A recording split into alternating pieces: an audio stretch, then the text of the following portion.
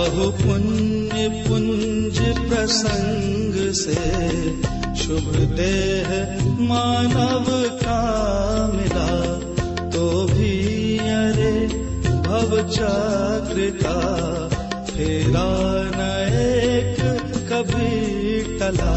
सुख प्राप्ति है तो प्रयत्न करते, सुख जाता दूर है, तो क्यों भयंकर भाव मरण प्रवाह में चकचूर है। बहु पुण्य पुंज प्रसंग से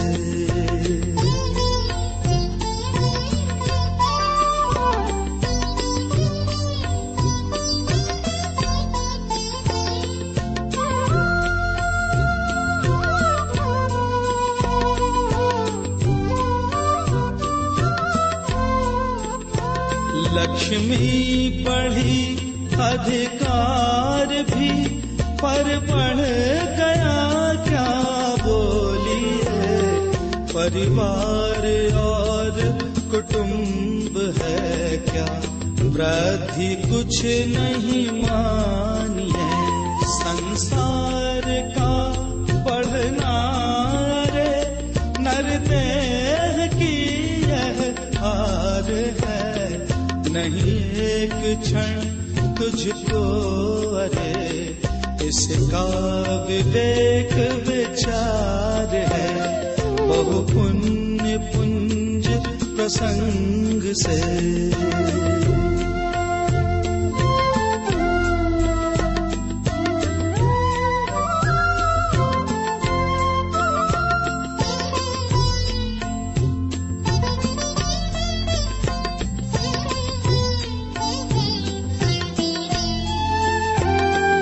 निर्दोष सुख निर्दोष आनंद लो जहाँ भी प्राप्त हो।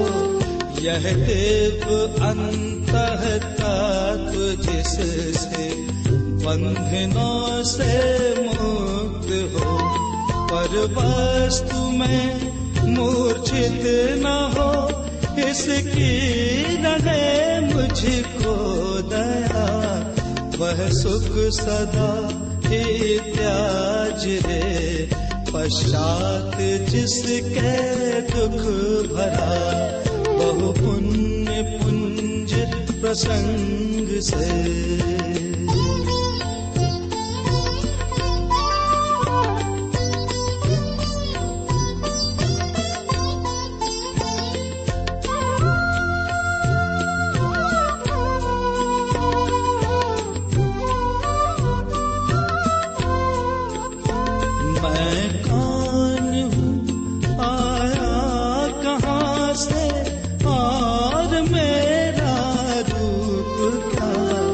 संबंध दुख में कौन है, स्वीकृत करूं परिहार क्या। इसका विचार विवेक पूर्वक शांत होकर कीजिए, तो सर्व आत्मिक ज्ञान के सिद्धांत का रस पीजिए। बहु पुण्य पुंज प्रसंग से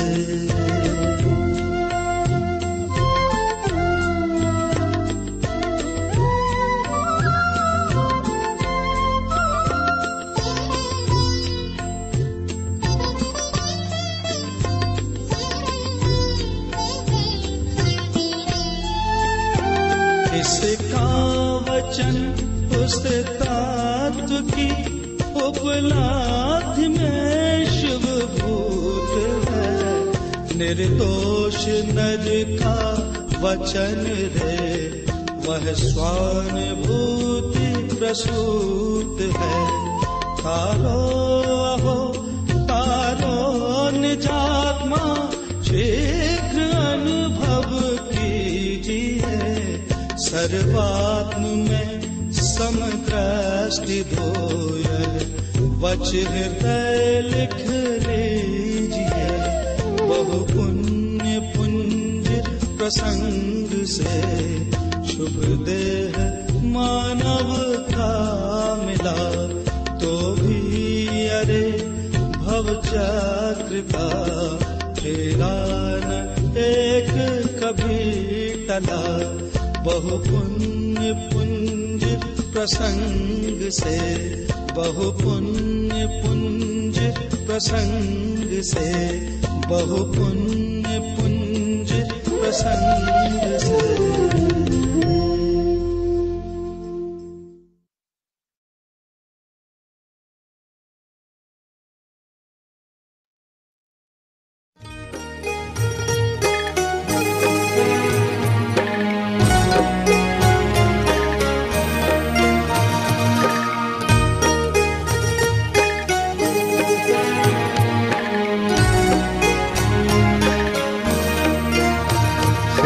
वाद नय षट द्रव्य गुण पर्याय और प्रमाण का, जड़ कर्म चेतन बंध का, अरु कर्म के अवसान का। कहे कर स्वरूप यथार्थ जग का, जो किया उपकार है उसके लिए जिन वाणी माँ को वंदना शत बार है। उसके लिए जिन वाणी माँ को वंदना शत बार है, वंदना शत बार है, वंदना शत बार है।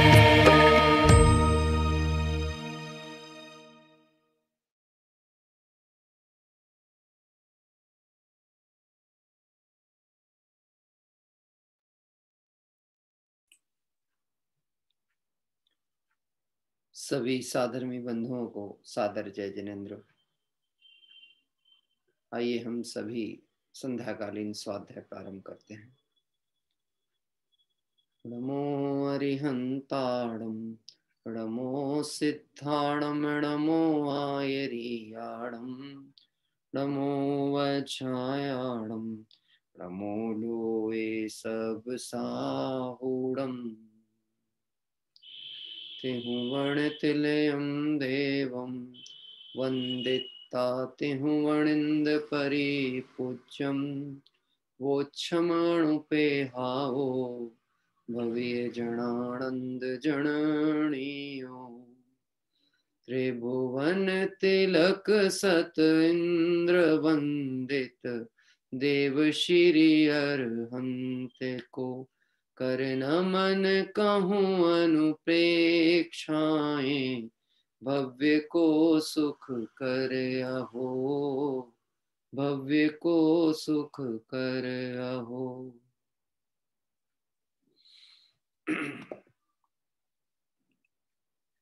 कार्तिक अनुप्रेक्षा ग्रंथादिराज में हमारा स्वाध्याय चल रहा है 12 भावनाओं के चिंतन के क्रम में।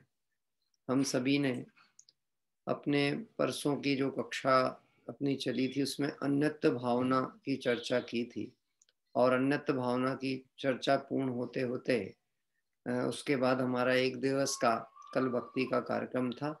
आज अशुचि भावना की चर्चा को हम यहाँ से प्रारंभ करेंगे। अन्यत्व भावना की चर्चा में आपको स्मरण होगा, ये देहादिक परद्रव्य जो हैं उनसे भिन्न अपने आत्मा को जानने के लिए ये अन्यत्व भावना, जो अन्य है, जो मैं नहीं हूं, मुझसे जो अन्य है लेकिन अन्य में एक पने की कल्पना है, उसका भेद ज्ञान कराती है। और एकत्व भावना अपने एक चिदानंद चैतन्य स्वरूप का परिचय कराती है। देखा जाए संसार परिभ्रमण की कथा में दो चीजें ही मुख्य रूप से आती हैं। द्रव्य यद्यपि 6 हैं, जाति अपेक्षा 6 हैं, संख्या अपेक्षा अनंत हो सकते हैं, लेकिन इसमें मूलतः संसार परिभ्रमण की जो भी कथा चलती है वो 2 द्रव्यों की अपेक्षा से मुख्य रूप से है, जीव और पुद्गल। जीव अपने एकत्व स्वरूप को नहीं जानकर और परद्रव्य आदि यानी देह आदि परद्रव्य में अन्यत्व भावना ना भाकर देह और आत्मा को एक रूप अनुभव करता है। और यही वास्तव में मूलतः संसार परिभ्रमण की कथा यहीं से चालू होती है। इसलिए जब भी भेद ज्ञान करने की चर्चा आएगी तो वहां पे ये बात आती है देहादिक पर पदार्थों से भेद ज्ञान, यानी देह से भेद ज्ञान हुआ तो देहादिक अन्य बाह्य पदार्थों से भी भेद ज्ञान हो ही जाएगा। मूल नहीं रहेगा तो फिर उसके साथ के जो सहभावी हैं वह कैसे टिक सकते हैं। तन से जिसका एक के नहीं हो सुततीय मित्रों से कैसे, चर्म दूर होने पर तन से रोम समूह रहे कैसे। यदि देह ही नहीं है तो फिर ये रोम के साथ संबंध कैसे होगा। जो शरीर में रोम बाल आदि है ना, यह तो तब तक कहे जाते हैं जब तक ये देह अपनी कही जाती है। देखो कपड़े हैं, अब कपड़ा तो वैसे देखा जाए पुद्गल की एक पर्याय अवस्था है, लेकिन हम उसको कहते हैं यह मेरा कपड़ा है, यह इनका कपड़ा है। अब मेरा कपड़ा क्यों कहने में आया, क्योंकि इस देह को ढांकने में जो प्रयोग हुआ है वो मेरा हो जाता है। क्या कह रहे हैं, वैसे तो कपड़ा सामान्य पुद्गल की अवस्था थी, लेकिन जब मेरेपन इस देह के साथ जुड़ा तो देह संबंधी अन्य पदार्थों में भी क्या जुड़ गया, यह सब मेरे हैं। और यह जो परिणाम है मेरा मेरा मेरा, स्वा को छोड़कर पर अन्य द्रव्यादि के प्रति जो भी परिणाम है यह असंख्यात है। कैसा है, असंख्यात। मैं आपको एक साधारण से दृष्टांत से इस बात को विचार करने को कहूं। हम इस भरत क्षेत्र के, भारत भूमि के, किसी राष्ट्र के, किसी नगर या किसी ग्राम के, किसी मोहल्ले या किसी छोटे से क्षेत्र के अंतर्गत किसी एक मकान में रहते हैं। अगर हम सामान्य दृष्टिकोण से देखें तो 1000 फीट का किसी का एक मकान हो सकता है। उस मकान में भी हमारे रहने का स्थान कितना है। अभी जिस समय हम बैठे हैं ना स्वाध्याय करने, कितनी जगह घिर के बैठे।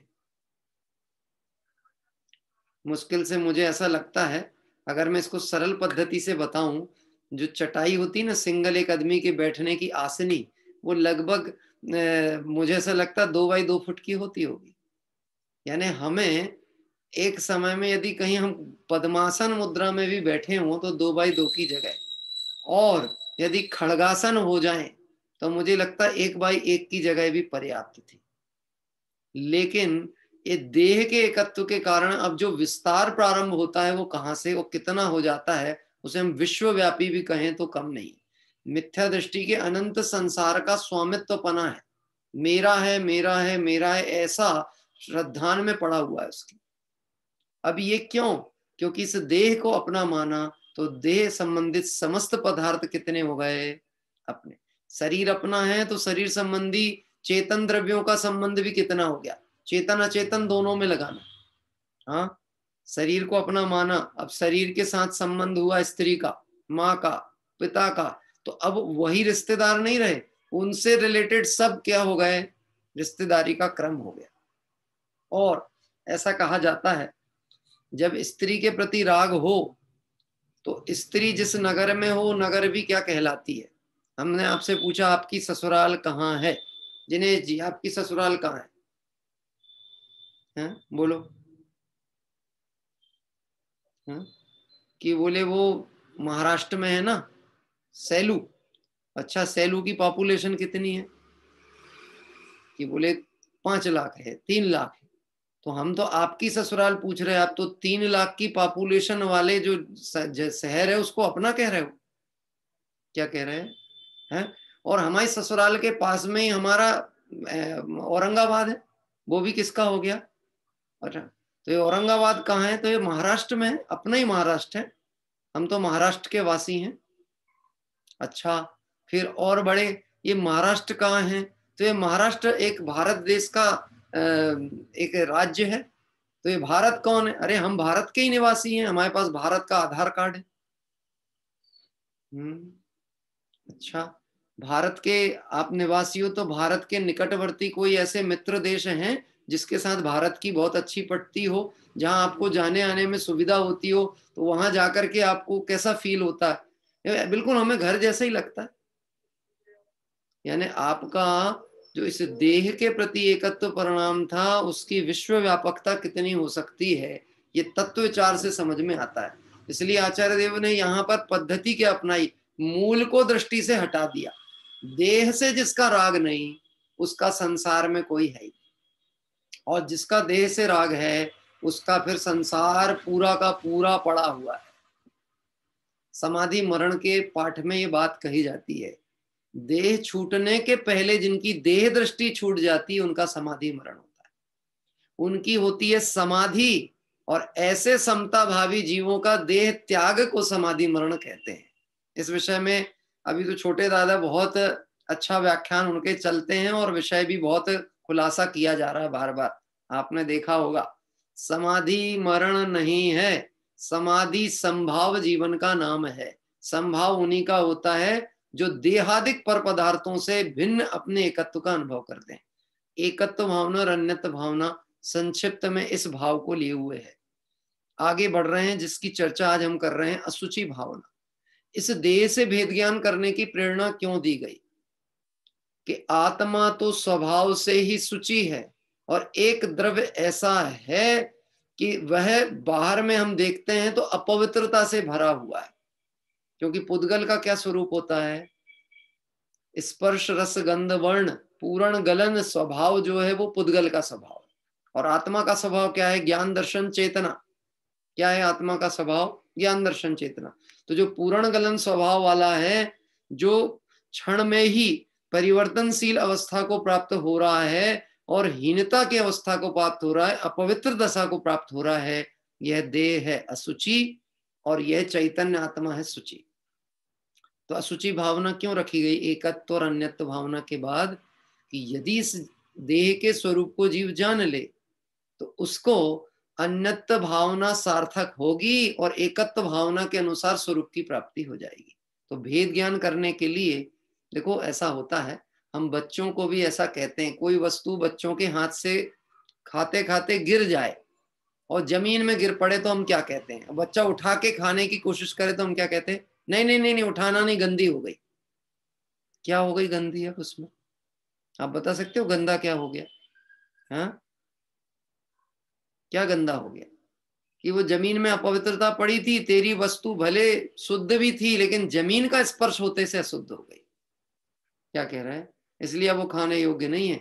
यहाँ असुचि भावना में देह का स्वरूप इसलिए बताया गया है कि जिस देह के चक्कर में यह जीव इस पूरे जीवन को झोंक देता है, जिसे हम बाबू युगल जी साहब की भाषा में कहें, जिसके श्रृंगारों में मेरा यह महंगा जीवन घुल जाता, अत्यंत असुचि जड़ काया से इस चेतन का कैसा नाता। अब ये चर्चा अपन असुचि भावना के अंतर्गत इन गाथाओं के माध्यम से प्रारंभ करेंगे। आइए प्रारंभ करेंगे 83 नंबर की गाथा। अब असुचि अनप्रेक्षा का वर्णन करते हैं। मूल कार्तिकेय स्वामी के जो वचन है गाथा सूत्र, उसका पाठ होगा। सयल कुहियाण पिंडम किमिकुल कलियम औवदो गंधम मलमुत्ताणम यगेहम देहम जाने ही असूयमयम। सब निंदनीय पदार्थ की है पिंड क्रमिकुल से भरी, दुर्गंधमय मलमूत्र ग्रह यह देह है असुचिमयी, यह देह है असुचिमयी। यहाँ पे चर्चा प्रारंभ करने के पहले एक प्रश्न उत्पन्न करते हैं, असुचिता का परिचय क्यों कराया गया? देह असुचि है, ऐसा असुचिता अपवित्रता का परिचय कराने की क्या आवश्यकता थी? तो दौलत राम जी ने इस बात को कहा है, बिन जाने ते दोष गुणन को कैसे तजिए कहिए। यदि असुचिता का परिचय नहीं कराएंगे तो अपवित्रता से दृष्टि हटाने का भाव नहीं आएगा। क्या कह रहे हैं? मैं आपसे पूछता हूं, अपवित्र वस्तु को आप स्पर्श करना चाहेंगे क्या? अपवित्र वस्तु को आप देखना चाहेंगे क्या? आप जब अपना मकान कभी खरीद रहे होते हो तो आप किस तरफ का ऐसा एलिवेशन क्या चाहते हो, बाहर का एंड जो रहता है वातावरण कैसा चाहते हो? जिस तरफ कचरा घर हो उस तरफ का मकान आपका हो? आपकी खिड़की, घर की खिड़की उस तरफ खुलना चाहिए क्या जहां अपवित्रता या गंदगी हो, गंदे नाले बह रहे हो? नहीं, अगर हमें पता लग जाए मकान ले रहे हो और उसके आसपास में सरकारी नाला भी बहता हो तो हम वो मकान नहीं लेना चाहेंगे। क्यों?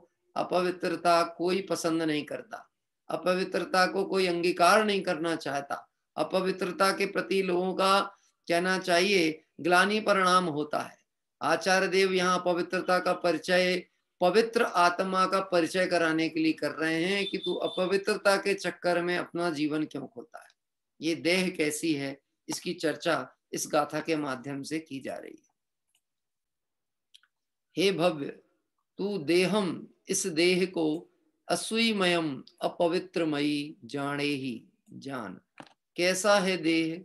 प्रश्नवाचक चिन्ह। अब कैसा है देह? देह का स्वरूप बताते हैं। सयल कुहियाणम पिंडम, सकल सब कुत्सित निंदनीय पदार्थों का पिंड या समूह है। चूंकि पुद्गल की स्कंद रूप अवस्था है, इसलिए इसको क्या क्या कहा गया है? पुद्गल कुत्सित निंदनीय पदार्थों का पिंड। किमी कुल कलियम, क्रमी यानी पेट में रहने वाले लट आदि तथा अनेक प्रकार के निगोद आदिक जीवों से भरा हुआ है। दुर्गंधम, अत्यंत दुर्गंधमय है। और मलमुत्ताणम या गेहम, जो मलमूत्र का घर है। नैनानंद जी साहब ने 12 भावना जब लिखी उसमें देह के स्वरूप में ये पंक्तियां डाली हैं। मलमूत्र मांस का घड़ा, रात दिन सड़ा तुझे नित पड़ा, उठा कर धरना, अब लिया सेद परमेष्टि तुम्हारा शरणा। कैसा है देह? कुत्सित निंदनीय पदार्थों का पिंड और समूह। विचार करें, ये जो हमारा औदारिक शरीर मनुष्य और त्रियंच गति का होता है, यह कैसा कहलाता है? सप्त धातु सहित। कैसा होता है? हाड़ मांस मज्जा सप्त धातु सहित। हमारे भूधर दास जी ने भूधर शतक में एक जगह ऐसा लिखा, एक शतक में एक छंद ऐसा डाला कि ये जो देह है ना, ये देह के ऊपर एक पतला, यदि ये आवरण ना हो, ये जो हमारी चमड़ी का आवरण हो जो है, यदि आवरण हट जाए तो कोई इसे देखना पसंद ना करे। आप देखते होंगे कभी शरीर में किसी को रोग आदि के कारण घाव हो जाए या चोट लग जाए और वह पक जाए और अपवित्रता उसमें से पीप आदि निकलने लगे तो कोई उसको देखना पसंद करेगा क्या? हाँ, नहीं देखना चाहता है, स्पर्श नहीं करना चाहता है। वह अपवित्रता निकली कहां से है? अंदर भरी थी इसलिए निकली। क्या कह रहे हैं? कहां से निकली? अंदर भरी थी इसलिए निकली। देह अपवित्रता ही से बना हुआ है। बाहर तो थोड़ा दिखती है पर भरी काय से है? अपवित्रता। देख लो, दौलत राम जी ने भी इसकी चर्चा की। नव द्वार बहे घिनकारी, अस देह करें किम यारी। 9 द्वार हैं इस शरीर में जिनसे अपवित्रता बहती रहती है। अब बहती है इसका मतलब इसका मूल स्रोत अपवित्रता से भरा हुआ है। आंखें देख लो आप, हैं? आंखों से आपके कीचड़ और अपवित्रता निकलती रहती है। नाक है, कान है, मुंह है, स्पर्शन इंद्रिय का ये पूरा जो आपका रोम रोम है, इनसे पसीना पसीना बह रहा है और मलमूत्र आदि पदार्थ निकल रहे हैं। कोई भी एक अंग देख लो, कान देख लो, कहीं पर भी यदि आपने शरीर के किसी अंग को स्पर्श कर लिया तो उसके बाद आप जिनवाणी नहीं छू सकते। 84 असाधना दोष में इसकी चर्चा आई है। हमें ध्यान नहीं रहता, कई बार स्वाध्याय करते करते काल में कान में खुजली हुई तो उंगली लगा ली और फिर उसी से पन्ना पलट लिया। जिनवाणी की असाधना का दोष लग करके और ज्ञानावर्णी आदि कर्म का तीव्र बंध होता है। बैठे बैठे पालती लगा के बैठे हैं, याद नहीं रहा और पैर पे हाथ चला गया। देखा होगा कई बार ऐसा होता है, पैर पे हाथ चला जाए और फिर नखून को छीन लिया या पैर को छीन लिया, उसके बाद में स्वाध्याय सभा पूर्ण हुई तो उसी हाथों से जिनवाणी बंद कर दी। हाँ, अभी ध्यान नहीं रहे और आंख में कुछ खुजली हो जाए तो आंख मल ले। और तो और ये देह तो अपवित्र है ही, पर इस देह के साथ संयोग रूप अवस्था में ये जो बाल आदि हैं ये भी कैसे हैं? अगर भोजन में आपका एक बाल गिर जाए क्या कह रहे हैं, भोजन करते में बाल गिर जाए तो ग्लानि का परिणाम आ जाता है कि नहीं आता? आ गया। अरे मुनिराज तो उसे अंतराय मान के आहार ही त्याग देते हैं। तो क्या है इस बाल में क्या है? ये बाल के लिए तो लोग लाखों रुपए खर्च करने का तैयार है, इसको सजाने को, संवारने को, कलर बदलने को, हैं? बहुरंगणी बनाते हैं, बहुरंगणी। अभी तो पहले सफेद से काला ही होता था, अब तो मतलब सतरंगी बनाने की परंपराएं आ गई। माताओं बहनों में देखने को मिल जाता है कभी कभी विचित्र आत्माएं भटकती हुई संसार में। हाँ, कुछ नहीं मिला उपयोग को भ्रष्ट करने के लिए काले बालों का ही वर्ण परिवर्तन करने में लगे। 150 बाल लाल रंग के, 150 बाल पिंक कलर के, विचित्र। ये सब क्यों? क्योंकि इस देह के साथ में ऐसी एकत्व बुद्धि लगी है, देह को सजा के मानता है मैं सज गया, मेरा सौंदर्य देह से। लेकिन जबकि अपवित्रता कैसी, वो बाल भी स्पर्श हो जाता है तो वो भोजन सेवन करने योग्य नहीं है।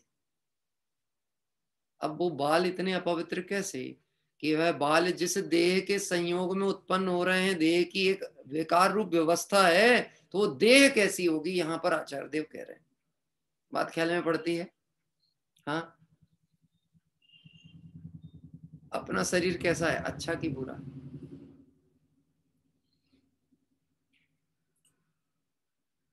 अपना शरीर तो असुचि भावना कह रही है बुरा, लेकिन विकार परिणाम आ जाए और कोई पुरुष को किसी स्त्री का शरीर दिखे, मुख दिखे और सुंदर दिखे तो उस पर मोहित हो जाए, तो वो कहते हैं कि तू जो दिख रहा है उसको मत देख, तू उसके स्वरूप को देख, तुझे वैराग्य आ जाएगा। हाँ, वैराग्य। एक बार एक राजा किसी सेठ की कन्या पे मोहित हो गया। प्रथमानियोग की एक कथा है, आप पढ़ेंगे तो मिल जाएगी नाम। कन्या पे मोहित हो गया और विशेष रूप से प्रभाव डालने लगा कि मैं तो इसी से संबंध करूंगा, और वह था अन्यमति। अभी करे क्या? विरोध कर नहीं सकते, हट नहीं सकते, क्योंकि विरोध करेंगे तो दंड भी मिलेगा, लेकिन अपने धर्म विपरीत है तो करें भी कैसे, ये बहुत बड़ी समस्या। और निषेध करने की सामर्थ्य नहीं हो पा रही। लड़की ने एक युक्ति सोची, धर्म पड़ी हुई थी, समझदार थी। उसने देखी कि ये मोहित किस पे हुआ, तो कहते हैं मोहित तो ये इस देह पे हुआ है, अगर इसको इस देह का स्वरूप बता दें तो शायद इसका जो परिणाम है परिवर्तित हो जाए। तो उसने कहा कि मैं तुमसे संबंध करने तैयार हूं, तुम्हारे साथ रहने तैयार हूं, विवाह करने तैयार हूं, पर मुझे कुछ दिनों की मोहलत दो, 15 दिन की मोहलत दो। उसने बहुत विरेचक दवाइयां खाई। क्या कह रहे हैं? विरेचक। और जो पवित्रता निकली शरीर से उसको एक घड़े में इकट्ठा करती गई, और स्वयं का शरीर जीर्ण शीर्ण हो गया। अब वह बड़ा प्रसन्नता में राजा आया कि इसने तो स्वेच्छा से ही स्वीकार किया है, तो चलो मैं इसके साथ विवाह करूं। और जाकर जैसे ही देखता है तो वो सोचता है कहाँ? वो सोचता है ये नौकरानी बैठी। कहती कहाँ है वो? बोले किसको खोज रहे हो? कि बोले वो सुंदर सुंदर स्त्री कहाँ गई? तो बोले वो घड़े में बैठी है। कहाँ बैठी है? घड़े में बैठी है। अब मैं आपसे पूछता हूं, वह घड़े में जो है अंदर अपवित्रता, वह अपवित्रता वास्तव में बाहर देखने पे तो अपवित्र है, लेकिन इस देह से भरी हुई है, उस देह में पड़ी हुई है, तो वह देह पवित्र है कि अपवित्र है? कैसी है कि सकल कुत्सित पदार्थों का पिंड है, और कृमिकुल यानी पेट आदि में, हमारे शरीर में सर्वत्र जीव राशि पड़ी है, और तो और अनेक प्रकार के निगोदिया जीव राशि पड़ी है। सप्त धातु में शरीर में हर जगह आपको जीव राशि देखने को मिलेगी। आपको ध्यान होगा, हमने जब अष्टमूल गुणों की चर्चा की थी तो एक बात मैंने आपसे कही थी, मध्य मांस और मधु के त्याग के समय में जिसके मांस का त्याग है वह अपना रक्त भी अपनी जिह्वा पे नहीं रख सकता। क्या कह रहे हैं? अपना रक्त भी अपनी जिह्वा पे नहीं रख सकता। जबकि बचपन में कई बार लोगों को आपने देखा होगा जिन्हें ज्ञान नहीं हो और अपना उंगली कट जाए तो क्या करते थे? कि मुंह में उंगली रख लेते थे। वो कटती इसलिए थी, पहले पेंसिल का जमाना था तो रेजर ब्लेड या कुछ ले जाते थे कंपास में रख के और उससे धार बनाते थे उसकी, कभी लग गई हाथ में तो क्या प्रारंभिक उपचार उनको दिखता था। वो पाठशालाओं में ये बात पढ़ाई गई और समझाया गया कि अपना रक्त भी अपने मुंह में नहीं रखना, मांस भक्षण का दोष आता है। क्यों? क्योंकि उस रक्त में निगोदिया जीव राशि भरी पड़ी है। ये यहाँ पे इस बात का उल्लेख किया कि जो शरीर रक्त मांस मज्जा से भरा हो, जीवादि से भरा हो, मेरे को तो ऐसा लगता है वर्णन शरीर का चल रहा है कि वैतरणी नदी का चल रहा है। हाँ, नरक नरक की वैतरणी नदी का भी ऐसे ही बताया है।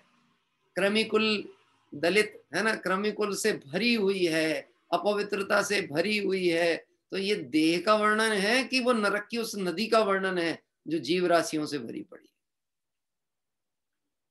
जैन दर्शन में इसलिए हमारे जो मार्ग प्रशस्त किया गया है एक गृहस्थ की भूमिका का भी, उसमें अनेक प्रकार से हिंसा से बचने की प्रेरणा दी जाती है।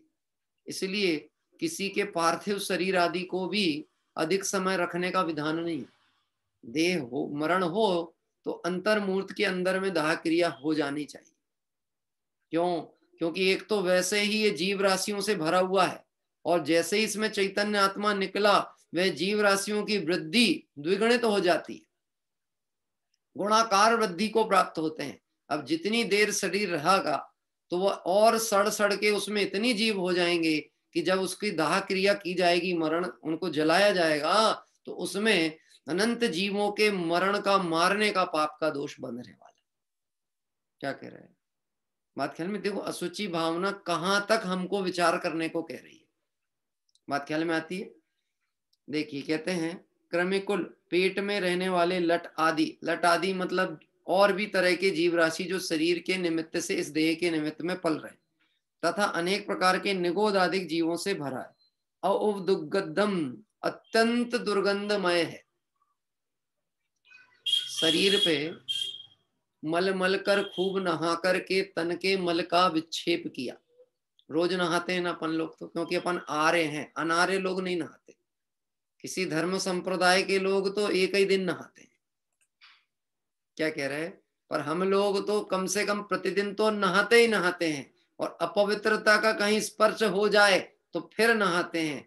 शिखर जी पर्वत की वंदना के लिए ऊपर चढ़ना हो तो रात में 2 बजे भी होगा तो बिना स्नान करके शुद्ध वस्त्र पहने बिना नहीं जाएंगे, क्योंकि हम जिस स्थान विशेष पे जा रहे हैं वह पवित्र स्थान है। तो हम अपवित्रता का थोड़ा भी संयोग भाव नहीं ले जाना चाहते। क्या ध्यान होगा? तो ये शरीर से निरंतर अपवित्रता झड़ रही है, पसीना निकल रहा ना प्रति समय, है ना, रक्त वो पसीने का संचार बाहर हो रहा है, रोम से अपवित्रताएं झड़ रही हैं, और जो मुख्य द्वार हैं 9 द्वार उनसे तो अपवित्रता निकलती ही रहती है। ये जो जीव है, मुंह है, ये पवित्र है कि अपवित्र है?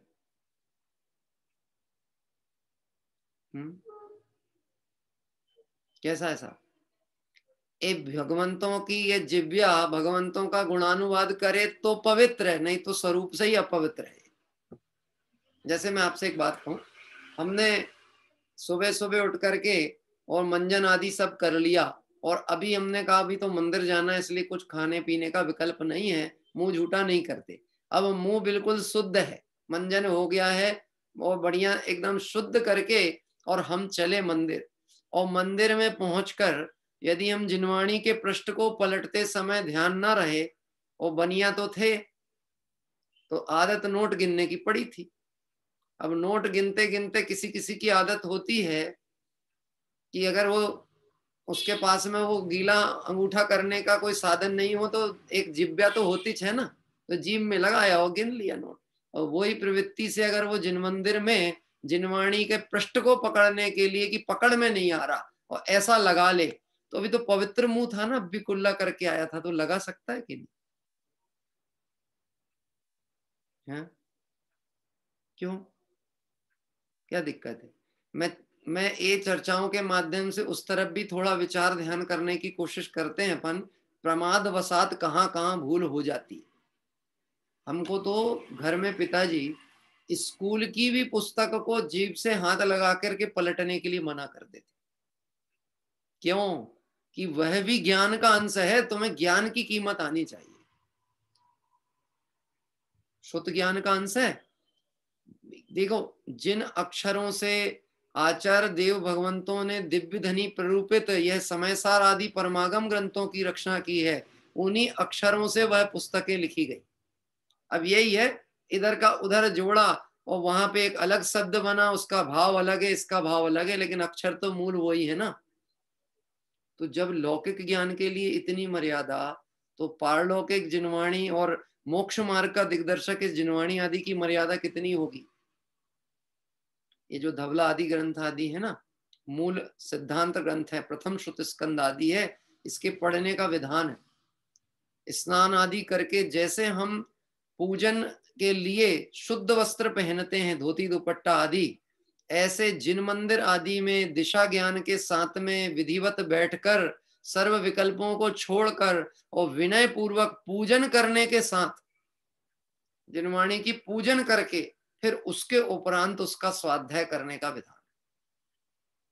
अभी सठखंडागम की जो वाचना चल रही है, उसमें उन्होंने कल्पना बहन ने इस विषय पे संकेत किया कि टोपी लगा के या सर ढाक के माताएं बहनें से खुले बैठ करके नहीं सुन सकती।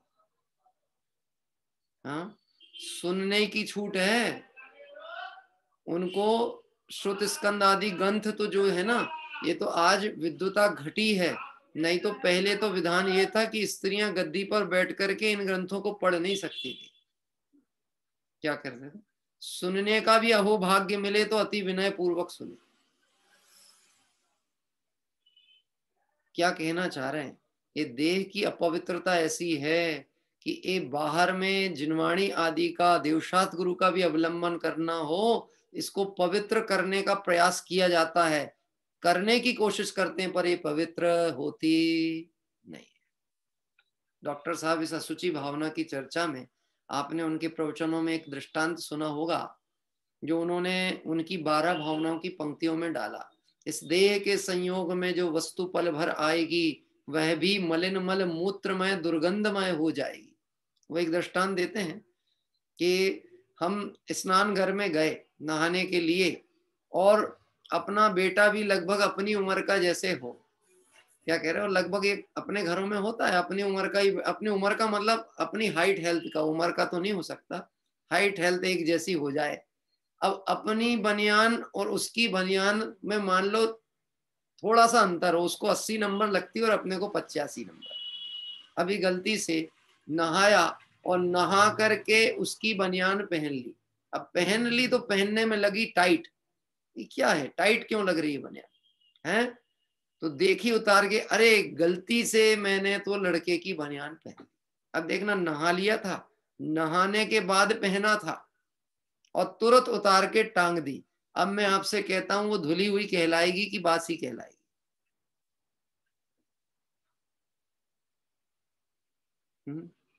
और मैं थोड़ा सा सरल भाषा में बोलने की कोशिश करूं। ये मेरे जेब में बिल्कुल धुला हुआ रुमाल रखा था, मैंने कुछ नहीं किया, बस एक बार अपने चेहरे पे ऐसा हाथ फेरा और अचानक आप भूल गए थे और आप बोले अरे मैं तो रुमाल नहीं ला पाया। मैंने कहा ये अभी यूज नहीं हुआ, आप ले लो। और आपने देखा था कि इनने एक ही बार है अपना मुखमंडल के ऊपर घुमाया है, तो बोलो वो पवित्र है कि नहीं, शुद्ध है कि नहीं?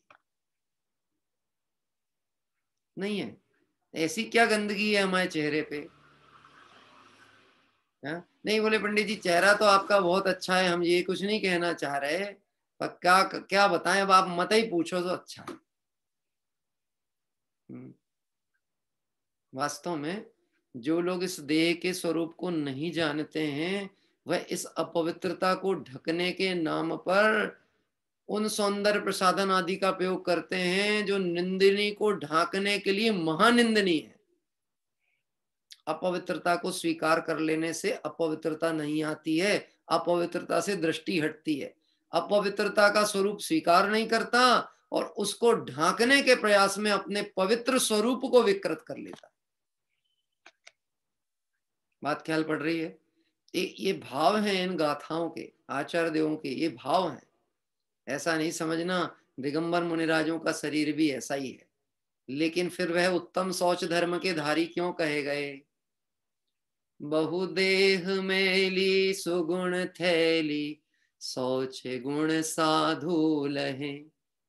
है तो शरीर उनका भी अपवित्र, लेकिन उनका मन है पवित्र, और भेद ज्ञान पूर्वक देह से भिन्न ज्ञाय को लक्ष्य में लेते हैं, इसलिए उनको उत्तम शौच धर्म प्रकट होता है। देखिए, यह शरीर अनेक प्रकार के निगोदादिक जीवों से भरा हुआ है और अत्यंत दुर्गंधमय है। मलमुत्ताणम या गेहम, जो मलमूत्र का घर है। भावार्थ, इस शरीर को सब अपवित्र वस्तुओं का समूह जानना चाहिए। आपको विश्व की सबसे ज्यादा अपवित्रता यदि कहीं देखनी हो तो कहीं जाने की जरूरत नहीं है, ये आत्मा जिस घर में रह रहा है उससे गंदी जगह कोई दूसरी नहीं है। वो एक प्रश्न उत्पन्न होता है, आत्मा इस घर में रह रहा है उससे गंदी जगह कोई दूसरी नहीं है, तो ये जो देह है, ये आत्मा इसमें रह क्यों रहा है, गंदी जगह में क्यों रह रहा था?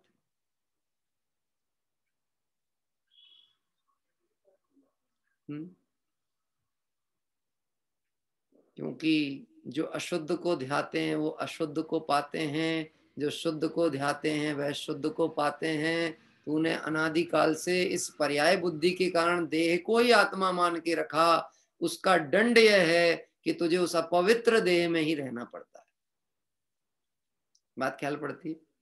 हाँ, अपवित्रता के बीच में क्यों पड़ा है? क्योंकि तूने अपवित्रता को अपना स्वरूप मान के रखा है। देखिए, आगे की ओर बढ़ेंगे। अब कहते हैं कि ये देह अन्य सुगंधित वस्तुओं के भी अपने संयोग से ही दुर्गंधित करता है, यानी स्वयं तो अपवित्र है ही, लेकिन इसके संयोग में जो वस्तु डाल लगाई जाए वह भी कैसी हो जाती है? अपवित्र। अभी पढ़े पहले गाथा, आचार्य देव क्या बताना चाहते हैं, फिर उस पर चर्चा करेंगे। सुदट्ठु पवित्रम दव्वम सरस सुगंधम मनोहरम जंपी देहिणी हितम जायदि घृणावणम सुदुट्ठु दुर्गंधम। अत्यंत सुचि एवं सुगंधित सरस मन हर द्रव्य भी इस देह के संयोग से हो घृणित दुर्गंधित सभी, घृणित दुर्गंधित सभी। अन्वयार्थ, देहिणी हितम, इस शरीर में लगाए गए, सुट्ठु पवित्रम, अत्यंत पवित्र, सरस सुगंधम, सरस और सुगंधित, मनोहरम जंपी, मन को हरने वाले, दब्बम, द्रव्य भी, घृणावणम, घिनावने, सुट्ठु दुर्गंधम, तथा अत्यंत दुर्गंधित जायदी हो जाते हैं। भावार्थ, इस शरीर के चंदन, कपूर आदि सुगंधित पदार्थ लगाने से दुर्गंधित हो जाते हैं। रस सहित उत्तम मिष्टान आदि खिलाने से मलादिक रूप परिणम जाते हैं, और अन्य भी वस्तुएं इस शरीर के स्पर्श से अस्पृश्य हो जाती। अभी पुनः वो ध्यान लाए, पंक्ति जो अभी हमने पढ़ी, इस देह के संयोग में जो वस्तु पल भर आएगी वह भी मलिनमल मूत्रमय दुर्गंधमय हो जाएगी। पहले तो एक बात समझें, अपवित्रता को अपवित्र स्वीकार नहीं करने के कारण अपवित्र तो है, लेकिन हम उसे मानना नहीं चाहते। हम चाहते हैं ये पवित्र हो जाए, तो पवित्र कर तो नहीं सकते, इसलिए बाह्य वस्तुओं का आलम्बन लेकर उसे पवित्र दिखाने की, अच्छा दिखाने की कोशिश करते हैं। हाँ, एक बार एक राजा की सवारी निकल रही थी गांव के बीच में से, पूरी रोडें साफ थी और साफ रोड से उनका गमन हो रहा था। इतने में कोई पशु ने आकर के वो गंदगी कर दी। अब इतना समय नहीं था कि वो गंदगी को हटाया जा सके, तो क्या करना चाहिए? सरल उपाय, गंदगी हटाने का टाइम नहीं, आ गई है बारात तो सामने आ गई है, सरल उपाय क्या है? आप बता दो जल्दी से, तो अपनी रथ यात्रा आगे बढ़े। ये सरल उपाय क्या है? समय नहीं है गंदगी हटाने का। हाँ, अतुल भाई कह रहे ढांक दो ढांक दो। अरे काय से ढांके वो तो बताओ, काय से ढांके? अपवित्रता से ढांकें कि कोई अच्छी चीज से ढांक दें? कि बोले कुछ नहीं तो वहीं फूल मालाएं पड़ी थी तो लाओ उसको ढांको, हैं? ढांक दिए। अब बोलो, वो फूल मालाओं से या फूल से या कोई सुगंधित वस्तु से उसको ढांक दिया, अकेला ढांका नहीं, उसको श्रृंगारित कर दिया। अच्छा लगना चाहिए, ऐसा लगे रोड पे गुलदस्ता स्वागत के लिए रखा गया। अब मान लो कोई विशिष्ट अतिथि आकर के वह गुलदस्ता उठा करके और वो जो राजा आ रहा उसको भेंट कर दें तो क्या होगा? राजा प्रसन्न होंगे कि नहीं होंगे? अच्छा, हमारे एक बहन और एक नई बात कह रही, तभी से शायद चौराहे पे पूजा वूजा चालू हुई ऐसा लगता है, परंपरा जब से अपवित्रता पे फूल डालने की आदत पड़ी होगी। है ऐसी कहानी सुनी है मैंने भी। ये मिथ्या मान्यताएं पनपी कैसे हैं, ऐसी पनप जाती है। लेकिन अभी अपना प्रकरण वो नहीं है। अभी तो हमारा प्रकरण ये है कि अपवित्रता इस देह की है, इसके संयोग में जो वस्तु रखी जाएगी वो भी अपवित्र हो जाएगी। इसमें कहा है जैसे चंदन आदि का लेपन किया जाता था पहले, हल्दी है, चंदन है, कपूर है। यद्यपि मैं इसमें इत्र आदि का शब्द प्रयोग ही नहीं करूंगा क्योंकि श्रावकाचार ग्रंथ में उन्हें अपवित्रता ही कहा है। उसे तो ऐसा कहा है कि ये जो अत्तर खाने, ऐसा शब्द डाला है सदा सुखदास जी ने। अत्तर खाने मतलब जहाँ इत्र बनाया जाता है वह तो ऐसा है कि सैकड़ों कसाई जो जीवों की हिंसा करते हैं और वर्षों तक हिंसा करें, उससे अधिक हिंसा का दोष उस एक बूंद इत्र में होता है। इसलिए वो पदार्थ स्पर्श करने योग्य नहीं है। अभी मैं एक प्रासंगिक चर्चा आपकी तरफ ध्यान आकर्षित करने की कोशिश करता हूं। एक कोरोना में सैनिटाइजर का उपयोग बढ़ा ना है, और सैनिटाइजर अल्कोहल से रिलेटेड होता ही है, जहां तक मेरी जानकारी है कि अल्कोहल उसमें होता ही है। और मेरे को तो लगता है बेस वो ही रहता है, अल्कोहल ही होता है। हाँ, अब आप विचार करके देखो, क्या हम सैनिटाइजर अपने हाथ में लेने के बाद जिनवाणी स्पर्श कर सकते हैं, भगवान को स्पर्श कर सकते हैं, मंदिर की सामग्री छू सकते हैं? गजब की बात है, जिस दिगंबर जैनी ने कभी अल्कोहल का वैसे स्पर्श नहीं किया हो, एक कोरोना के काल में वो जेब में रख के अल्कोहल लेके घूमता है। वो जगह जगह स्पर्श स्प्रे मारे हाथ में। तो विचार तो करो ना कि जिन आज्ञा के अनुसार ये सही है कि गलत है। हाँ, ये बात थोड़ी प्रसंग के हटकर जरूर हो सकती है, लेकिन विचार करने की बहुत आवश्यकता है। हाँ, आजकल लोग केमिकल इत्र भी प्रयोग करते हैं। केमिकल इत्र ये आजकल घरों में प्रयोग बहुत सामान्य हो गया है। लड़कों को तो ऐसी स्थिति है, प्रमादी हैं एक नंबर के। आज की यूथ यंग जनरेशन में प्रमाद तो बहुत बढ़ गया है। एक तो वो लंदन का फट्टा पहनते हैं, वो लंदन का फट्टा मतलब जीन्स, जिसको धोना ना पड़े 7-7 दिन तक। और लेते भी ऐसा है, हम लोग के बुंदेलखंड की भाषा में कहते हैं ऐसा कपड़ा दिखाओ जो मेल छुपाऊ हो। मेल छुपाऊ मतलब समझते हो आप? हैं कि जिसमें गंदगी दिखे नहीं, ऐसा लगे कि ये उसी का कोई प्रिंट है। तो 5-7 दिन 8 दिन भी पहनते रहे तो कोई दिक्कत नहीं है। अब दुर्गंध तो आएगी उसमें से, ये तो पक्की बात है। तो दुर्गंध को मिटाने के लिए क्या करना कि वो सेंट स्प्रे मार के निकल जाओ। अभी तो यहाँ कह रहे हैं जो सुगंधित वस्तुएं भी इस देह में लगाई जाएंगी, यदि वो पवित्र भी हो, जैसे चंदन है, तो कम से कम उसमें वैसी अशुद्धि तो नहीं है अन्य रूप, लेकिन उसको इस शरीर पे लगाते से ही वह भी अपवित्र हो जाती है। कैसे? मैं आपको एक प्रैक्टिकल चीज विचार करने को कहता हूं। ये तो एक प्राकृतिक व्यवस्था है कि शरीर में से रोम के छिद्र कणों में से आपके क्या कहते हैं वो निकलेंगे, पसेव यानी पसीना आदि तो निकलेगा ही। ये तो शरीर की ऐसी व्यवस्था ही है। जो अपवित्रता निकल रही है, यदि आपने उसको ढांकना या रोकने का प्रयास किया तो वो अंदर ही रहेगी, और अंदर रहेगी तो विकार को जन्म देगी, और यदि बाहर आ जाएगी तो वो अपवित्रता के रूप में दिखेगी। अब जो वो लोग पाउडर लगा लेते हैं ना, वो क्या करते हैं, पसीने को सुखाना चाहते हैं। पसीना सूख तो सकता नहीं है, लेकिन वो पाउडर पसीने के संयोग में पसीने वाली क्रीम बन जाता है। नहीं समझे हैं? वो था तो सूखा फॉर्म और वो अंदर का निकला पसीना, तो ये दोनों मिलकर के क्या हो गई। मैंने एक बार ऐसा सुना, ये जो आजकल दुल्हन होती है, एक वो तैयार करने के लिए 2-4-5 घंटे तो कम से कम लगते हैं, है ना। ये तो आजकल देखा है अपन ने, किसी के विवाह प्रसंग में जाओ, आप पूरा कार्यक्रम अटेंड करके लौट के जाओ, जब तक वर वधू मंच पे नहीं पहुंचते। वर पहुंच भी जाए तो वधु तो इतना प्रतीक्षा कराएगी जैसे कोई पूर्व जन्म का बैर निकालने के लिए बैठी थी अंदर से। वो आधी तो बारात लौट के चली गई, खा पी के अपना व्यवहार दे करके। बोले कहाँ गए थे, उनकी शादी बरमाला हो गई, अभी तो बहू आई च नहीं।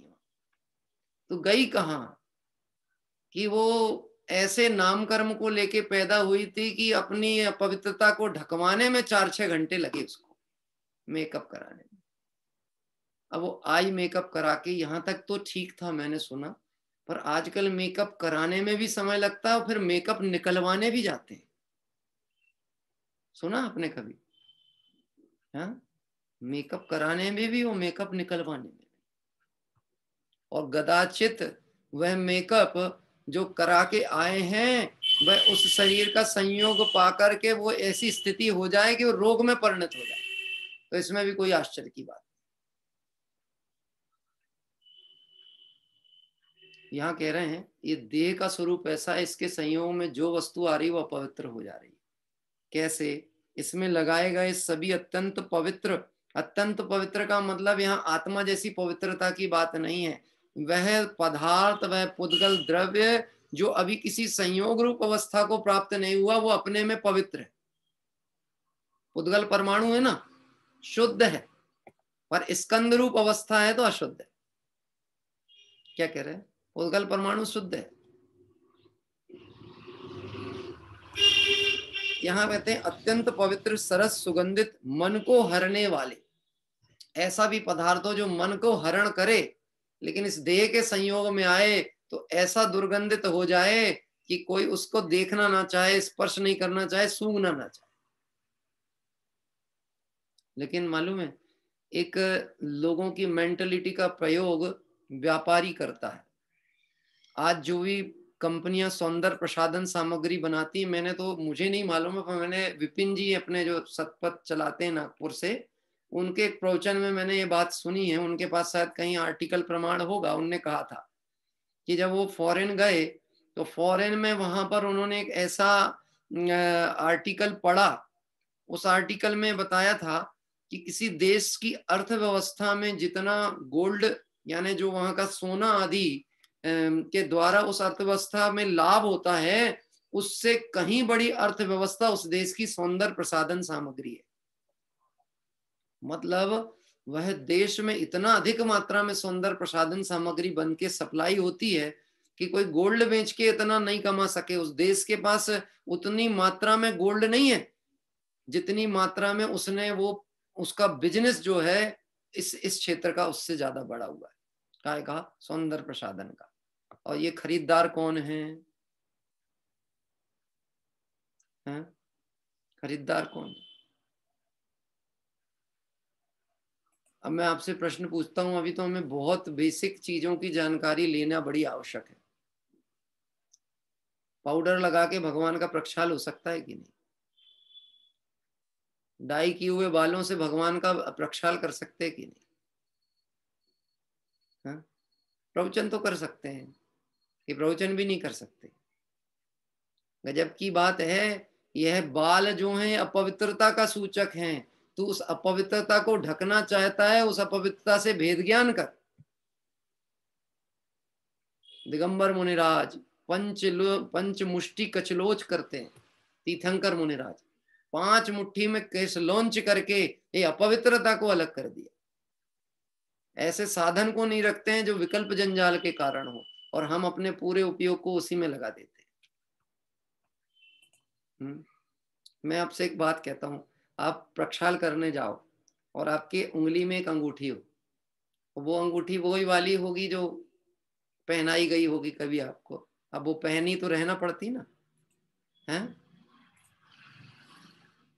क्या कह रहे हैं? है क्या आप लोगों की उंगली में है क्या? नहीं है। घर गृहस्थी तो ठीक चल रही ना, है? वो अंगूठी नहीं है, मेरे पास भी नहीं है। अभी कोई अंगूठी पहन के प्रक्षाल करने चला गया, अब किसी ने बोला भैया अंगूठी पहन के प्रक्षाल नहीं कर सकते, घड़ी पहन के नहीं कर सकते, उतार के आओ। अब वो रख के तो आ जाए, पर उसका उपयोग वहीं रखिए टेबल पे, उपयोग भगवान की अवलोकन पे रहेगा कि बार बार ध्यान जाएगा कहाँ पर? अंगूठी रखिए, अंगूठी रखिए, अंगूठी रखिए। हाँ, ऐसे संयोग विकल्पों को लेकर के ही नहीं जाना। ऐसे शरीर में ये तो सब बहुत मर्यादा है, वो तो विषय अलग ही है कि मंदिर में प्रक्षाल आदि करे, पूजन करे, तो किन चीजों की सावधानी उसके जीवन में होनी चाहिए। अपन तो अभी स्वाध्याय क्रम में चल रहे हैं, यद्यपि हम शोध संस्थान के क्रम में ये सब व्यवस्था पृथक पृथक करने का भाव रखते हैं।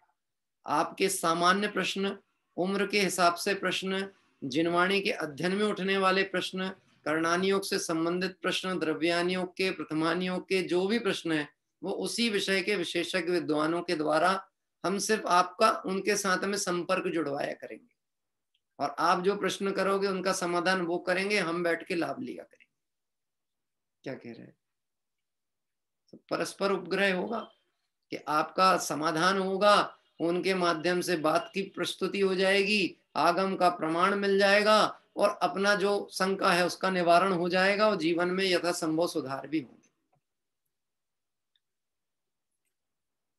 अभी मैं अन्य प्रासंगिक चर्चा विकल्प में तो आ रही है, लेकिन नहीं करना है क्योंकि ये विषय अपना मुख्य है।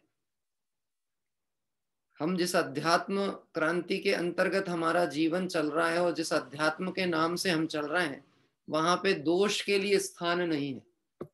इसलिए हमें ऐसे कोई भी प्रसंगों में विकल्प नहीं उलझाना चाहिए जो मूल आमनाय पे दोष लगाते हो, चाहे वो जिन मंदिर की क्रियाओं हो, वह देवशात गुरु की क्रिया हो, हमारा गृहस्थ धर्म हो, हमारा भोजन पानी हो, उन सब में इतना विवेक का प्रयोग होना चाहिए कि लोगों को देख करके लगे कि वास्तव में सही तत्व ज्ञान इन्हीं के पास में।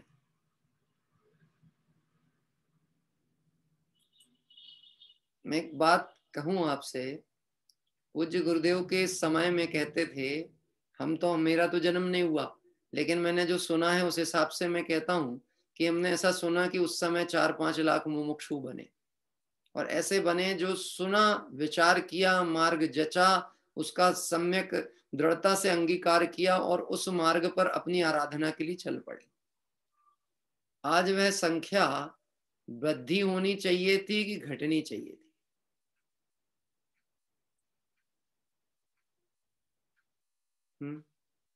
मैं मार्ग तो वही है, भगवान महावीर स्वामी का ही शासन है, वही अध्यात्म है जो दिव्य धनी में आया, ये कोई नया नहीं है। आचार्य कुंद कुंद स्वामी की तो ये बात 2000 वर्ष प्राचीन है, समय सार आदि ग्रंथादि राज, और आज हम उसको पढ़ रहे हैं, पढ़ नहीं रहे, उस पर अच्छी गहन चिंतन करके व्याख्याएं भी प्रस्तुत करने की योग्यता दिख रही है, फिर भी लोग प्रभावित क्यों नहीं हो पाते? क्या कह रहे हैं? कहीं हम एक तत्व को प्रचार का साधन तो नहीं बना बैठे, ये था प्रभावना का, और हम इसको प्रचार के विकल्पों में उलझा के बैठ गए।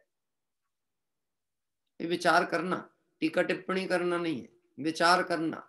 टोडामल जी कहते हैं, भूल अपने में हो तो निकाल लेना, दूसरे को देख देख के कसाई नहीं होना। क्या कह रहे? मैं एक्चुअल में बड़े लोगों का नाम इसलिए ले लेता हूं कि कभी कोई मेरे को कोर्ट वोट में घसीटे तो मैं उनको ले जाके खड़े कर दूं। भैया अपनी तो अपने को कुछ मालूम ही नहीं था, इनने बताई थी। पै कछु कहूं कही मुनिया था, हम क्या कह रहे? वो मुनिराजों ने कही थी, हम कहाँ बोल रहे हैं? आपको समस्या है तो उनसे बात करो। तो बोले कहाँ है वो? तो खोजो कहाँ है, हैं? कि वो जिनवाणी में है, तू जिनवाणी पढ़ेगा तेरे को खुद ही समाधान मिल जाएगा, तुझे किसी खोजने की जरूरत ही नहीं। पढ़ नहीं रहा इसीलिए समस्या है, वो कुछ नहीं है।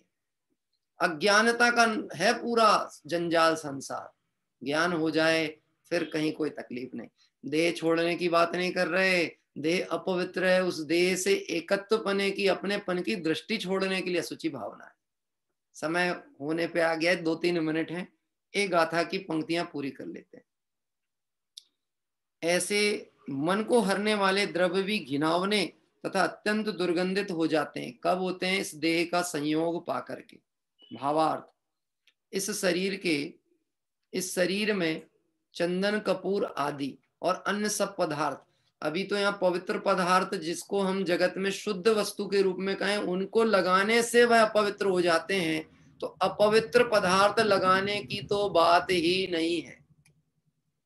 जो प्रत्यक्ष हिंसा के कारक हैं, हाँ, लिपस्टिक लगा ले और भी चीजें कर ले, पता नहीं क्या क्या, अपन तो अब उस विषय में इतने नाम भी नहीं पता है, ना जान पाते हैं, लेकिन फिर भी जो हमको थोड़ा बहुत सुनने देखने को मिलता है, ये मालूम है ये लोगों की सोच का स्तर कैसा हो गया आज। पहले काजल होता था ना, काजल, तो काजल मतलब होता था आपके अग्नि की शिखा में से जो धुआं निकलता है, उस धुएं की मुफ्त की राख। तो मैंने देखा एक जगह दुकान में 99 रुपए की पेंसिल थी काजल की। कितने की? 99 रुपए की। ये तो हमारी माता बहनों को चूल्हा में वैसे ही मिल जाती थी। आपको यदि ध्यान हो तो मैंने ऐसा देखा है, गांव में बच्चे को नहला धुला के माँ सेकने के लिए वहीं पे ले जाती थी, चूल्हा के पास में, वहीं बैठ के उसको सिकाई कर देती थी। क्या कह रहे? और वहीं से उनने वो उसमें से उठाई, चूल्हे की जो हांडी होती थी ना बाहर से काली, उसी को ऐसा ली, उसी का काजल लगा दी, उसी का टीका लगा दी, जाओ नजर नहीं लग रही। लेकिन ये सब कहना चाहिए, अज्ञानता ऐसी वृद्धि को हुई, वो 99 रुपए का काजल खरीद के लेके आएगा। अपनी कीमत नहीं है ना, इसलिए जगत के पदार्थ ही कीमती दिखने वाले। अपनी कीमत आ जाए तो इनकी इस अर्घ का क्या मूल्य है, ये सब चीजें क्या कीमत की हैं, यदि मुझे अपने स्वरूप की कीमत आ जाए तो। देखो और एक और पंक्ति कह रहे हैं, रस सहित उत्तम मिष्ठान आदि खिलाने से भी मलादिक रूप परिणमित हो जाते हैं। अन्य भी वस्तुएं शरीर के स्पर्श से अस्पृश्य हो जाती है। 3 स्थितियां होती हैं भोजन की। यदि यह भोजन अपने जीभ पर रखा जाए और जीभ का स्पर्श हो जाए तो झूठा कहलाता है। ऐसे ही होता है ना, झूठा, कि मैंने आधी मिठाई खाई और रख दी तो क्या कहलाएगी? झूठी। आपने झूठा गिलास देखा? झूठा गिलास, एक सच्चा गिलास होता है, एक झूठा गिलास होता है। झूठा गिलास कैसा होता है प्रमोद जी? झूठा गिलास किसको कहते हैं? कि जिसमें आपने अपना एक घूंट पानी पिया हो और रख दिया हो, अब आपने किसी को दिया तो कहते नहीं ये हम नहीं लेंगे, तो झूठा है। क्यों झूठा है? आपकी जीभ भी स्पर्श हो गई तो वो झूठा है।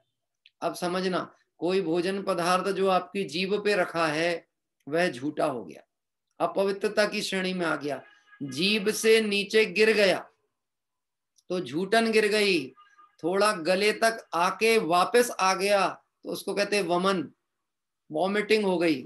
और अगर वह यहां से नीचे उतर गया तो फिर अपवित्रता में परिणत हो जाता है।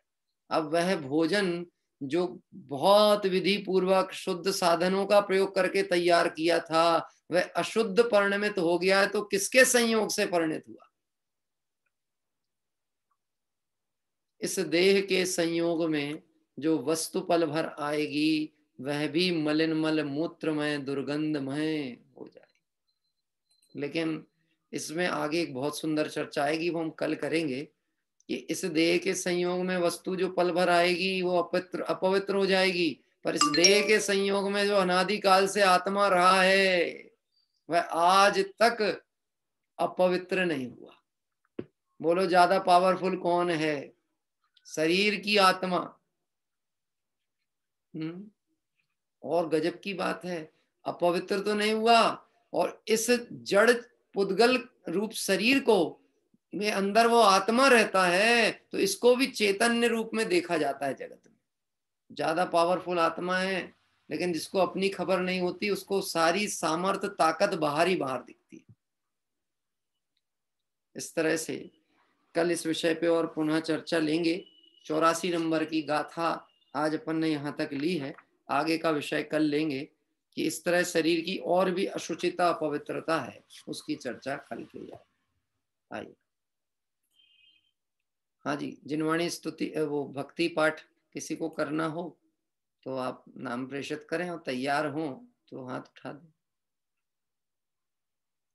हाँ, एक तो हमारे, हाँ, हमारे जवाहरलाल जी साहब के यहाँ से हाथ उठा है। हाँ, वो एक उनके यहाँ 2 बालकों ने जिन्होंने सिद्ध भक्ति सुनाई थी, शायद उनके बड़ा भाई वो कुछ सुनाएंगे, ठीक है।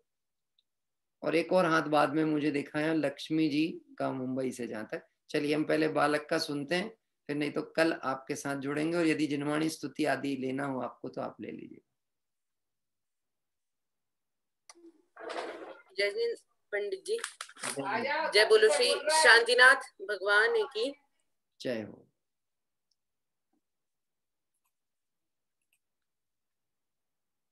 आपका नेटवर्क थोड़ा वीक है, आपकी आवाज आना बंद हो गई है, थोड़ा फिर से देखें ट्राई करके।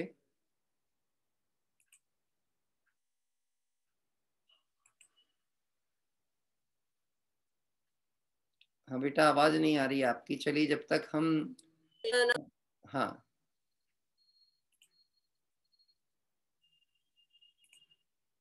नहीं, लिंक ब्रेक हो गई है उनकी। आइए, जब तक मैं आमंत्रित करता हूँ, अभी जो हमारा दूसरा नाम हमें प्राप्त हुआ था, लक्ष्मी लाल जी साहब जो हैं, उनके घर से आप लीजिए, अनम्यूट करिए।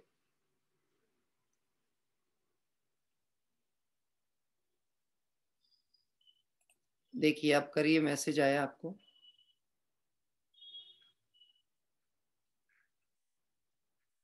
नहीं आ रहा है? देखिए अभी।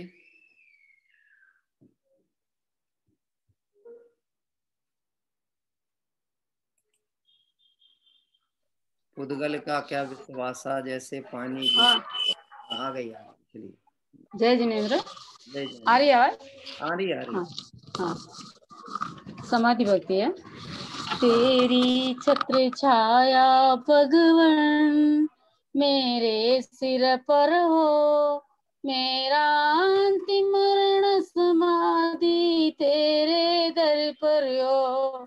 जिन वाणी रस पान करूं मैं, जिनवर को ध्याऊं, आर्जनों की संगति पाऊं, व्रत संयम जाऊं, गुणी जनों के सद्गुण गाऊं, जिनवर यह वर दो, मेरा अंतिम मरण समाधि तेरे दर पर हो। पर निंदान मुँह से निकले, मधुर वचन बोलो, हृदय तराजू पर हितकारी संभाषण तोलो। आत्म तत्व की रहे भावना, भाव विमल भर दो, मेरा अंतिम मरण समाधि तेरे दर पर हो। जिन शासन में प्रीति बढ़ाऊं, मिथ्या पथ छोड़ूं, निष्कलंक चैतन्य भावना जिन मत से जोड़ूं, जन्म जन्म में जैन धर्म मिले कृपा कर दो, मेरा अंतिम मरण समाधि तेरे दर पर हो।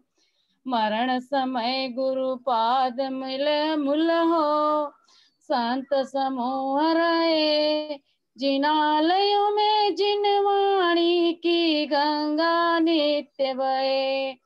भव भव में संन्यास मरण हो, हाथ नाथ हाथ धर दो, मेरा अंतिम मरण समाधि तेरे दर पर हो। माल काल से अब तक मैंने जो सेवा की हो।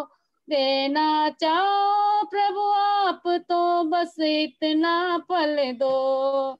श्वास श्वास अंतिम श्वासों में नमोकार भर दो।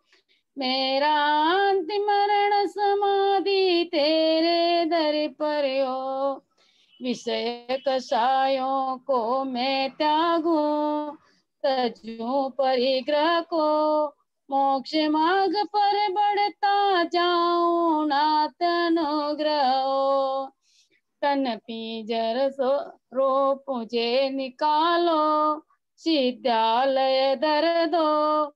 मेरा अंतिम मरण समाधि तेरे दर पर हो।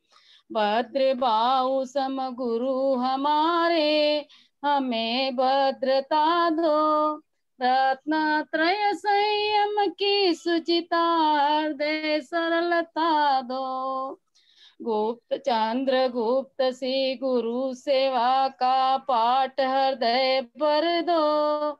मेरा अंतिम मरण समाधि तेरे दर पर हो।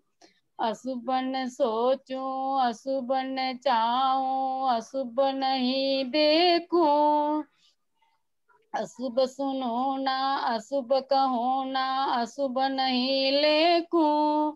शुभ चर्याओं शुभ क्रियाओं शुद्ध भाव भर दो। मेरा अंतिम मरण समाधि तेरे दर पर हो। तेरा चरण कमल द्वय जिनवर रहे, हृदय मेरे। मेरा हृदय रहे सदा ही चरणों में तेरे। पंडित पंडित मरण हो, मेरा ऐसा अवसर दो। मेरा अंतिम मरण समाधि तेरे दर पर हो। मैंने जो पाप किए हो वह सब माफ करो। खड़ा अदालत में हूँ स्वामी, अब इंसाफ करो। मेरे अपराधों को गुरुवर आज क्षमा कर दो। मेरा अंतिम मरण समाधि तेरे दर पर हो। दुख नाश हो कर्म नाश हो, बोध लाभ वर दो। जिन गुण में प्रभु आप भरे हो, वह मुझ में भर दो। यही प्रार्थना यही भावना पूर्ण आप कर दो। मेरा अंतिम मरण समाधि तेरे दर पर हो। तेरी छत्र छाया भगवन मेरे सिर पर हो। मेरा अंतिम मरण समाधि तेरे दर पर हो। जय जिनेन्द्र। बहुत सुंदर समाधि मरण पाठ की भावना। मेरा अंतिम समय समाधि तेरे दर पर हो, ऐसी भावना ध्याते हुए अभी आपने एक सुंदर भक्ति पाठ लिया। ये अभी मैं पुनः एक बार प्रयास करूंगा। हमारे जो बालक लेने चाह रहे थे उनको मैं पुनः आमंत्रित करता हूँ। बेटा अगर लंबी भक्ति हो तो एक आध दो अंतरे लेना आप। छोटी है भैया जी, छोटी। हाँ जी चलो ठीक है, करिए। जय जैन पंडित जी। जय मैं शांतिनाथ स्तवन सुनाऊंगा। जय बोलो श्री शांतिनाथ भगवान की जय। समग्र तत्व दर्पणम विमुक्ति मार्ग घोषकम कषाय मोह मोचकम नमामि शांति जिन्वर। त्रिलोक वंद भूषणम भवाब्दिनीर शोषणम जितेन्द्रिये मजम जिनम नमामि शांति जिन्वर। अखंड खंड गुणधरम प्रचंड काम खंडन सुभव्य पद्म दिनकरम नमामि शांति जिन्वर। एकांतवाद मत हरम सुस्यादवाद कौशलम मुनीन्द्र वृंद सेवितम नमामि शांति जिन्वर। निपेन्द्र चक्र मंडनम प्रकर्म चक्र चूरणम सुधर्म चक्र चालकम नमामि शांति जिन्वर। अग्रंथ नग्न केवलम सुमोक्ष धाम केतन अनिष्ट घन प्रभंजनम नमामि शांति जिन्वर। महाश्रमण किंचनम अकाम काम पदधरम सुतीर्थ कृत्य षोडशम नमामि शांति जिन्वर। जिनवर महाव्रत धर्म वरम दया क्षमा गुणाकर सुदृष्टि ज्ञान व्रत धर्म नमामि शांति जिनवरम। ये बोलो श्री शांतिनाथ भगवान की जय। बहुत ही सुंदर दोनों ही भाई। एक तो तीर्थ है, इसका नाम, आपका क्या नाम है? अतिशय जैन। अतिशय, अच्छा, ये बड़े हैं अतिशय, और तीर्थ इनका छोटा भाई है जिन्होंने उस दिन सांत्वनाष्टक और सिद्ध भक्ति ली थी। दोनों ही भाई और निश्चित ही उनके माता पिता, परिवार परिजन सावधान हैं, जागृत हैं, और बच्चों की स्वयं भी रुचि है, इसलिए वह इतना सुंदर पाठ मूल संस्कृत प्राकृत आदि का बिल्कुल निर्दोष उच्चारण करते हैं। और अच्छा उनका क्षयोपसम भी है, और इस क्षयोपसम का सदुपयोग इससे अच्छा और क्या हो सकता है कि इसमें हम देवशास्त्र गुरु के वितरागी भगवंतों के गुणानुवाद को अपने ज्ञान में रखें, यही इस ज्ञान की सार्थकता कहलाती है। आइए हम सभी चलेंगे अपने भाव प्रतिक्रमण क्रम की ओर। इसके साथ ही कल प्रातः काल की सुंदर तीर्थ वंदना का क्रम अभी हमारा आगे चल रहा है। 221वीं तीर्थ वंदना के साथ कल हम एक ग्वालियर के निकट मुरार करके जगह है, जहाँ पर चंपा बाग मंदिर के नाम से एक दिगंबर जैन मंदिर है। और यह चंपा बाग जो मंदिर है, इसका ऐतिहासिक आधार जो है, सेठ हमारे दीवान अमरचंद जी जो हुए, दीवान अमरचंद जी की बहन चंपा बाई थी, और उनका विवाह यहीं इस मुरार ग्वालियर में हुआ था। और वह बहुत धर्मपरायण स्त्री थी। उनकी भावनाओं से उस समय यह सुंदर मंदिर बना था। इस मंदिर में सहस्त्रों में प्रतिमाएं हैं और बहुत भव्य प्रतिमाएं हैं। स्वर्ण की कारीगरी, उस समय की लगभग 350-400 वर्ष प्राचीन यह सुंदर मंदिर। कल प्रातः काल वहां दर्शन पूजन का लाभ हम सभी को प्राप्त होगा। आइए अभी हम चलते हैं भाव प्रतिक्रमण के लिए। हे अरहंत प्रभु, मुझसे मन वचन काय द्वारा कृत कारित अनुमोदना द्वारा समरंभ समारंभ आरंभ द्वारा क्रोध मान माया लोभ द्वारा प्रमाद इत्यादि विभावों द्वारा इस भव में या पूर्व भव में सच्चे देवशास्त्र गुरु की अभिनय हुई हो, व्रतों में अतिक्रम व्यतिक्रम अतिचार अनाचार दोष लगाया हो, एकेंद्रीय से लेकर पंचेंद्रिय तक किसी भी जीव की हिंसा हुई हो, विराधना हुई हो, दिन या रात में लगाए सर्व दोषों का पश्चाताप व्यक्त करता हूँ, क्षमा मांगता हूँ। वह मेरे सभी दोष मिथ्या हो, मैं मुझ में रहूं। इस प्रकार मैं इन सभी दोषों का प्रायश्चित करता हूँ। ओम नमः सिद्धेभ्यः। और आइए हम सभी चलेंगे जिनवाणी स्तुति पाठ के लिए। एक छोटी बालिका नित्या, क्योंकि हमारे जिनेश जी की छोटी बेटी है, उसको मैं आमंत्रित कर रहा हूँ जिनवाणी स्तुति पाठ के लिए। जय जिनेंद्र। जय जिनेंद्र। अमर साधना में रत योगी तन काटे सासुख गया है। मैं भव की उन्माद परी उन रातों को अब भूल गया है। इधर वासना थकती जाती, उधर तपराई कंचन काया।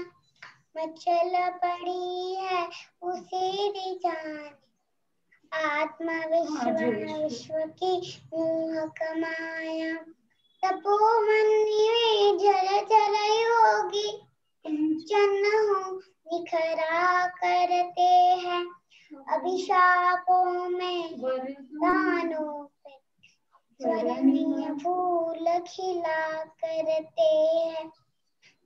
भावमरण से ग्रस्त प्रतीक्षण मेरे घट में भरत घोलो मैं विवेक बिन अंध सारदे नयन से लोचन खोलो मैं विवेक बिन अंध साध में नयन से लोचन खोलो।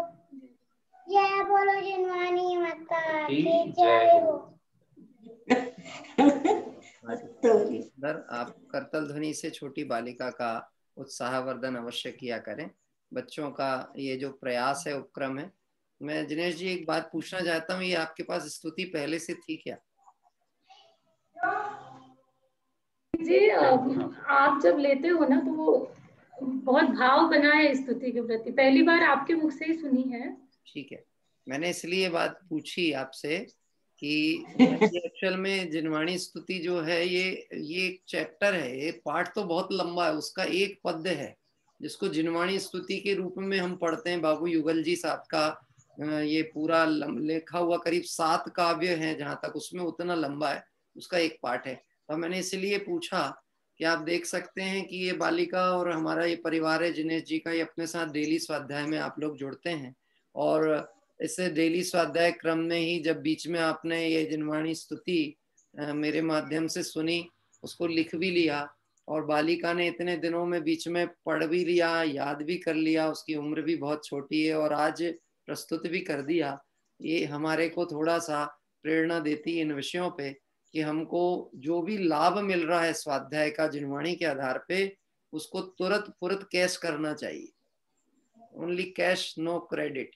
रखा है तो उसका उपयोग करो, उसको रखे नहीं रहने दो, सुन लिया छोड़ नहीं दो, उसका उपयोग कर लो। और अभी इनकी उम्र ये है, इनके दिमाग में जो एक बार अभी बैठ गई और इसका कुछ दिनों तक अगर रिवीजन हो गया तो अब ये इनके समझ लीजिए लंबा 25 साल अब इनके दिमाग से निकलने नहीं वाली।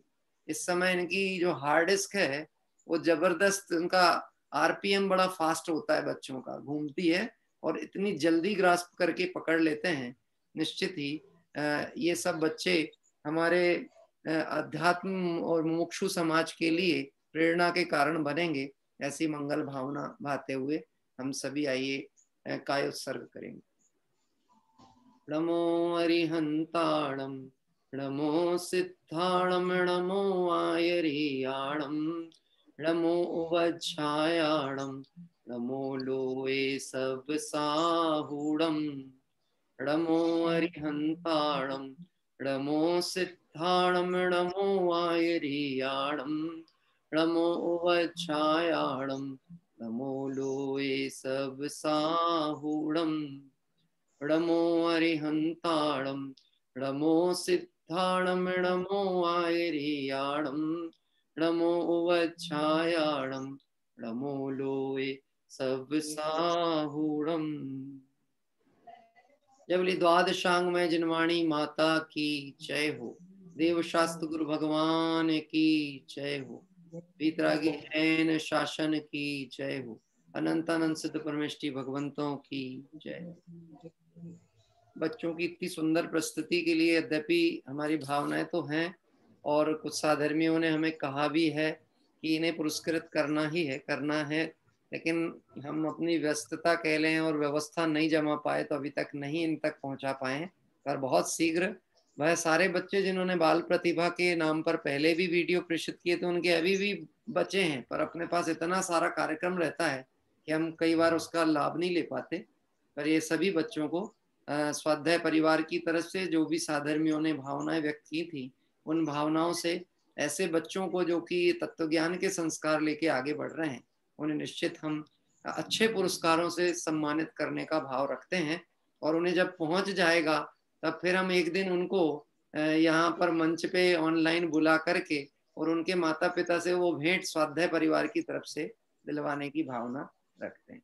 अभी तो बहुत बहुत उनका मंगल भविष्य की शुभकामनाओं के साथ आइए हम सभी भी मंगल आराधना करते हुए अपना संसार भाव कर अल्पकाल में मुक्ति को प्राप्त करें। इस पवित्र भावना से विराम। सभी साधर्मियों को जय जिनंद। कल का समय पुनः 8 बजे का ही है, 7:55 से ही अपन पुनः जुड़ेंगे।